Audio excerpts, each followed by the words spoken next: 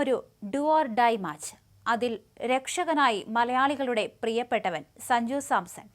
കരിയറിലെ ഏറ്റവും മികച്ച ഇന്നിംഗ്സ് പ്രകടനത്തോടെ ഇന്ത്യ ലോകകപ്പിന്റെ സെമി ഫൈനലിലേക്ക്. മലയാളികൾ സന്തോഷം കൊണ്ട് ഇത്രയധികം തുള്ളിച്ചാടിയ ഒരു ദിവസമുണ്ടോ എന്നത് സംശയമാണ്. ഇത്തരമൊരു ഇന്നിംഗ്സിനായി കാത്തിരിക്കുകയായിരുന്നു മലയാളികൾ.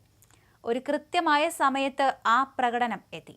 50 പന്തിൽ നിന്നും 97 റൺസുമായി പുറത്താകാതെ നിന്ന സഞ്ജു സാംസൺ ഇന്ത്യൻ ടീമിനെ വിജയത്തിലേക്ക് നയിച്ചു. റൊമാരിയോ ഷെപ്പേർഡിനെ മിഡ് ഓണിൽ 4 പായിച്ച ശേഷം ഈഡൻ ഗാർഡൻസിലെ പിച്ചിൽ സഞ്ജു സാംസൺ മുട്ടുകുത്തി. ഹെൽമറ്റ് ഊരിയ ശേഷം 2 കൈയും ഉയർത്തി ആകാശത്തേക്ക് നോക്കി ദൈവത്തിന് നന്ദി പറഞ്ഞു. ഇന്നലത്തെ കുതിപ്പിൽ ലോകകപ്പിലെ ചേസിൽ ഒരു ബാറ്റർ നേടുന്ന ഏറ്റവും ഉയർന്ന സ്കോറാണ് സഞ്ജു നേടിയത്. നിർണായക മത്സരത്തിൽ ഇന്ത്യയെ മുന്നിൽ നിന്ന് നയിച്ച പോരാളി. എന്തൊക്കെ വിശേഷണം നൽകിയാലും ഈ ഇന്നിംഗ്സിനെ വാക്കുകളിൽ ഒതുക്കാനാവില്ല. The real sensible innings.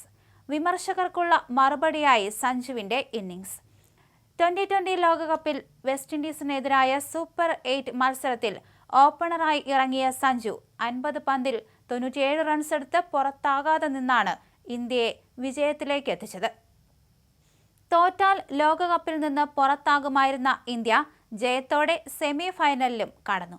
3 റൺസിന് സെഞ്ചുറി നഷ്ടമായെങ്കിലും സെഞ്ചുറിയേക്കാൾ മൂല്യമുള്ള ഇന്നിംഗ്സ് കളിച്ച സഞ്ജു തന്നെ കളിയിലെ താരവും.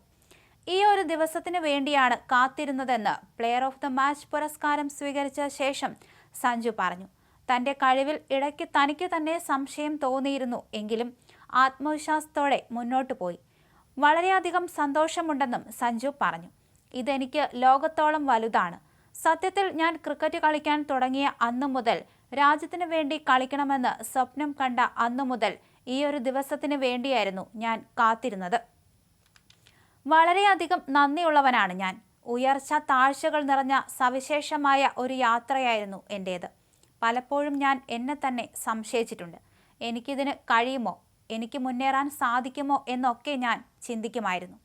എങ്കിലും ഞാൻ എന്നിൽ വിശ്വസിച്ചു. ഇന്ന് എന്നെ അനുഗ്രഹിച്ചതിന് സർവശക്തനായ ദൈവത്തോട് ഞാൻ നന്ദി പറയുന്നു. ഞാൻ വളരെയധികം സന്തോഷവാനാണ്, സഞ്ജു പറഞ്ഞു.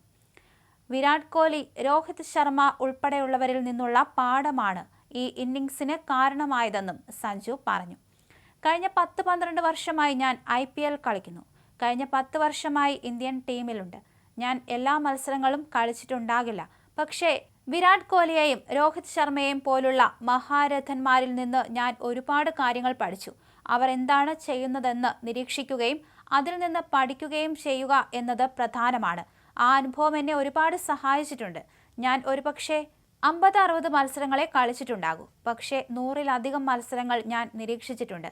മികച്ച താരങ്ങൾ എങ്ങനെയാണ് മത്സരങ്ങൾ ഫിനിഷ് ചെയ്യുന്നതെന്നും സാഹചര്യത്തിനനുസരിച്ച് എങ്ങനെയാണ് കളി മാറ്റുന്നതെന്നും ഞാൻ കണ്ടുപഠിച്ചു. കഴിഞ്ഞ മത്സരത്തിൽ ഞങ്ങൾ ആദ്യം ബാറ്റ് ചെയ്യുകയായിരുന്നു. വലിയൊരു സ്കോർ ഉയർത്തുക എന്നതായിരുന്നു ലക്ഷ്യം. അതുകൊണ്ട് തന്നെ ആദ്യ പന്ത് മുതൽ ആക്രമിച്ചു കളിക്കാനാണ് ഞാൻ ശ്രമിച്ചത്.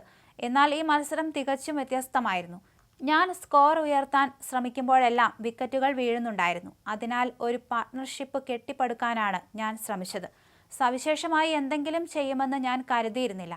എൻ്റെ റോളിൽ ശ്രദ്ധ കേന്ദ്രീകരിക്കാനും ഓരോ പന്തിനെയും അതിൻ്റെ മെറിറ്റിൽ നേരിടാനുമാണ് ഞാൻ ശ്രമിച്ചത്. എൻ്റെ ജീവിതത്തിലെ ഏറ്റവും മികച്ച ദിവസങ്ങളിൽ ഒന്നാണിത്, സഞ്ജു കൂട്ടിച്ചേർത്തു. സഞ്ജുവിൻ്റെ മികവിൽ ഇന്ത്യ സെമിയിലെത്തിയതിന് പിന്നാലെ സോഷ്യൽ മീഡിയ കത്തിച്ചാണ് മലയാളികൾ ആഘോഷിച്ചത്. സോഷ്യൽ മീഡിയ മുഴുവൻ സഞ്ജു വാഴ്ത്തുകളിൽ നിറഞ്ഞു. മുഖ്യമന്ത്രിയും പ്രതിപക്ഷ നേതാവും അടക്കമുള്ള രാഷ്ട്രീയക്കാരും മലയാളം സെലിബ്രിറ്റികളും അടക്കം എല്ലാവരും സഞ്ജുവിനെ വാഴ്ത്തി പോസ്റ്റുകളിട്ടു.